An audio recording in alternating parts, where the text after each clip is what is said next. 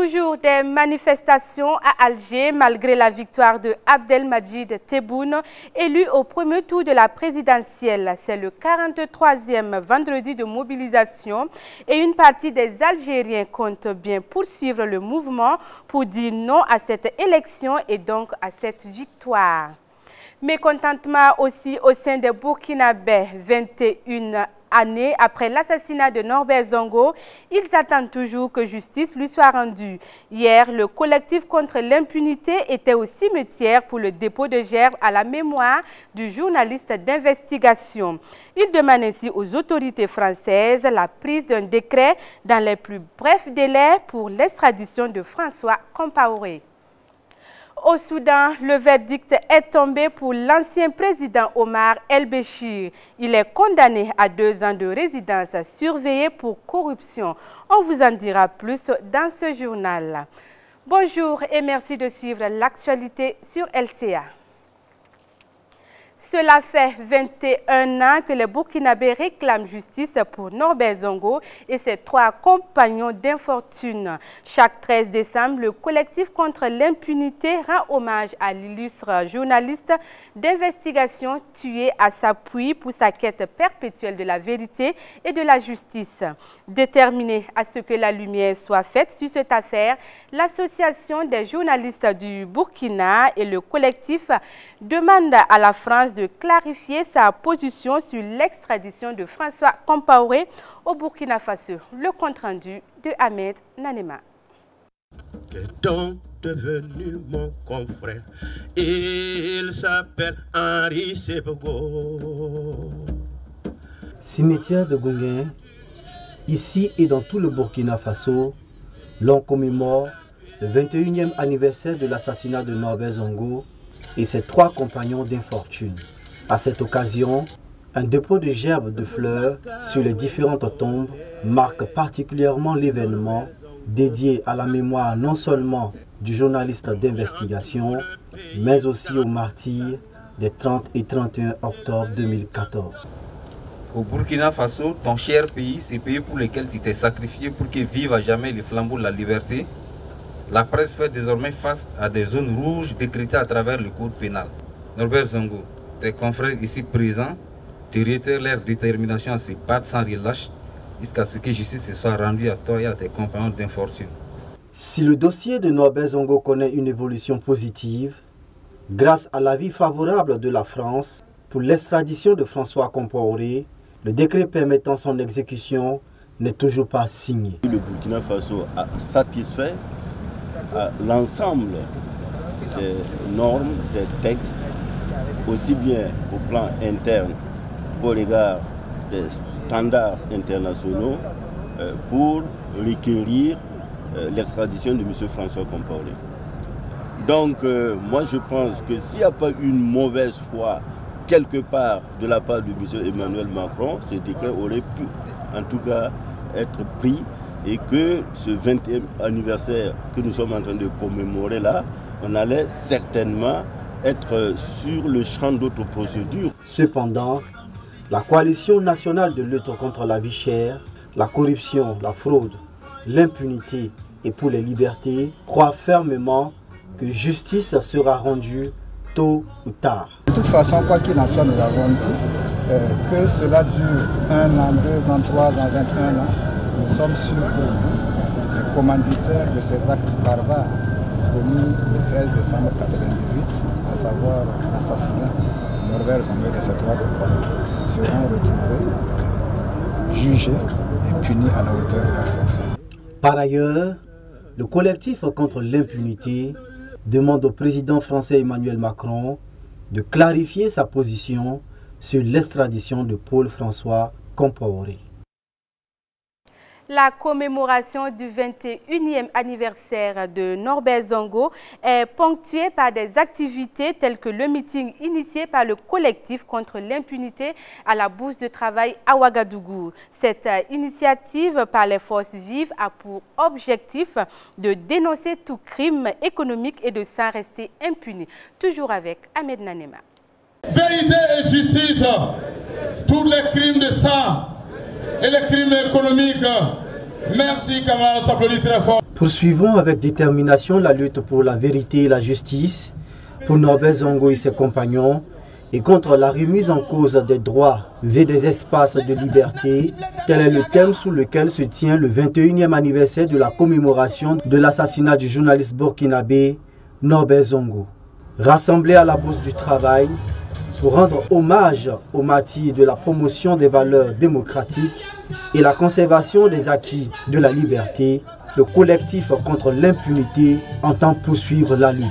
Les libertés dont nous jouissons aujourd'hui ont en effet été acquises au prix du sang. Le sacrifice de Norbert Zongo et de ses compagnons et de bien d'autres compatriotes en sont l'illustration.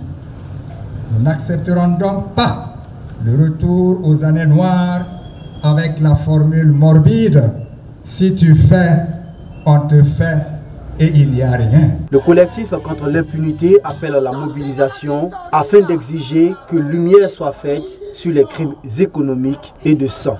Nous devons donc mobiliser pour exiger la vérité et la justice sur tous les crimes de sang impunis, dont les plus récents sont les assassinats des responsables de l'ODJ au Yaga, les tueries de Yirgou et les tueries de Kaïourou. Nous devons également nous mobiliser pour exiger l'identification et le démantèlement des escadrons de la mort, ainsi que l'arrêt des assassinats ciblés et de masse. Le collectif exige le départ de toutes les troupes militaires étrangères installées au Burkina Faso. Ainsi que de toutes les bases militaires étrangères établies dans notre pays. En Algérie, la victoire d'Abdelmadjid Tebboune ne met pas fin à la contestation. Un scrutin marqué par une participation historiquement faible, 39,9% de voix. Le mouvement de mobilisation avait appelé les Algériens à boycotter cette élection et ce vendredi, ils se sont donné de nouveaux rendez-vous dans les rues d'Alger.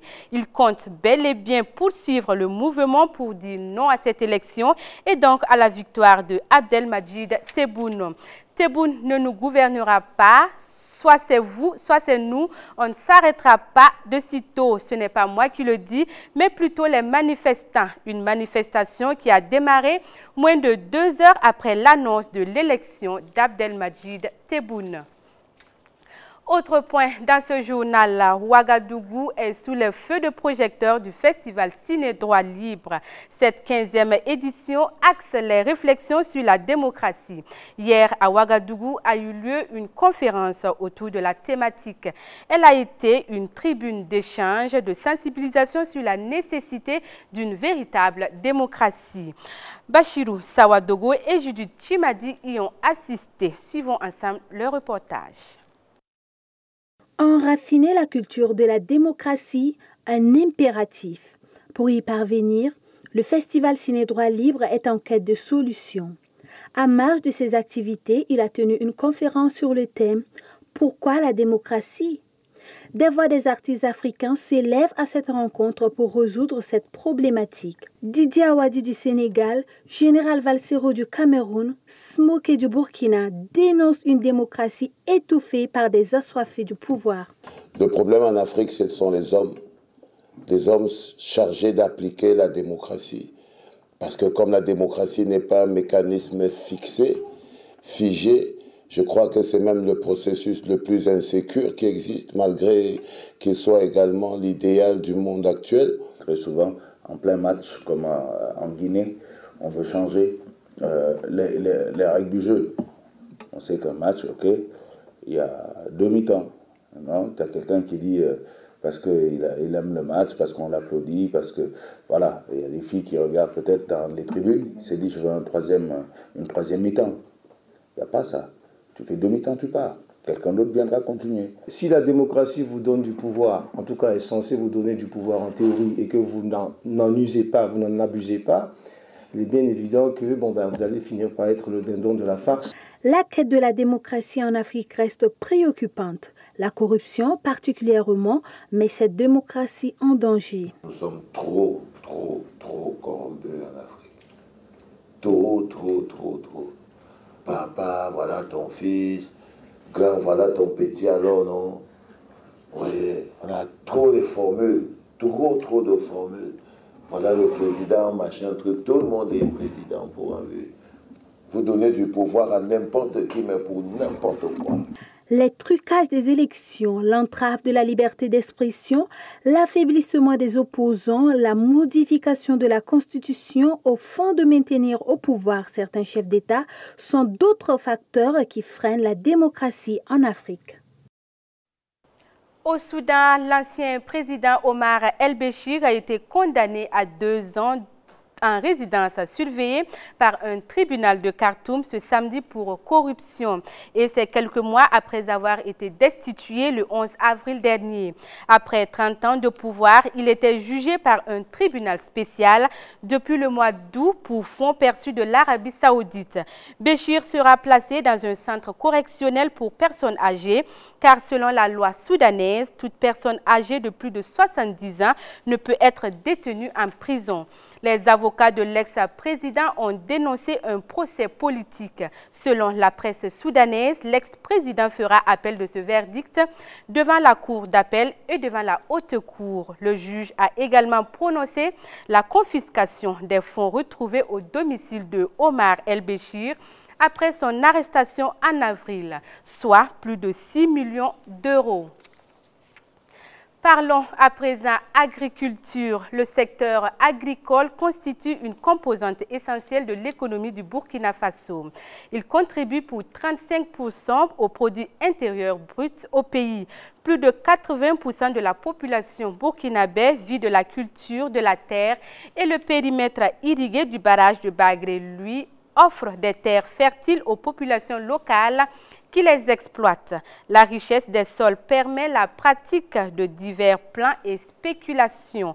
Constantin Sieda et Gildas Das sont allés à la rencontre d'un nombreux exploitants de la zone. Suivons plutôt. Département de Bagré, dans la région du centre-est. Commune du Boulgou connue pour sa principale infrastructure, le barrage de Bagré. Ces eaux sont une véritable aubaine pour la population riveraine. Aux abords de l'impressionnante structure du barrage, des bananeraies, des rizières à perte de vue. Sur la rive gauche, Aruna Lengani tente de faire prospérer son exploitation. 2,5 hectares de périmètre avec différentes spéculations. Dans mon terrain, rizière, j'ai le côté de riz, fini. Bon, il y a maïs en haut là-bas qui reste un peu. Manioc qui reste en haut là-bas un peu. Mais dans la réserve, il y a mangue, il y a palmier, il y a tout. Le problème, on n'a pas de moyens de labeur, moyens d'engrais, moyens de choses. Tu sais, le cultivateur, il a beaucoup de besoin de moyens. Avec les 2 campagnes de répiquage de riz annuelles, cet exploitant peut gagner jusqu'à 1 500 000 en moyenne. Beaucoup plus avec l'ensemble des produits de son périmètre, du moins quand il y a des débouchés. Là où nous sommes présentement, on a récolté, il n'y a pas de marché. Il n'y a pas de marché. Donc on a récolté depuis, ça fait presque 2 semaines, ça est toujours au terrasse. On gagne, il y a l'eau, on fait tout. Mais c'est le problème de marché là. C'est ça qui nous fait. S'il n'y a pas de marché, comment tu vas faire pour t'avancer? C'est notre affaire qui nous fatigue, c'est ça. Ils sont des centaines d'exploitants installés dans 10 villages sur les berges du barrage de Bagré. Cette zone au paysage idyllique a, il y a peu, connu des événements inquiétants. Selon des habitants rencontrés, c'est dans ces vastes périmètres de bananeraies que les FDS ont neutralisé des individus armés le mois dernier. C'est ce qui met fin à cette édition. Merci de votre attention. Je vous retrouve donc demain pour une nouvelle session d'information.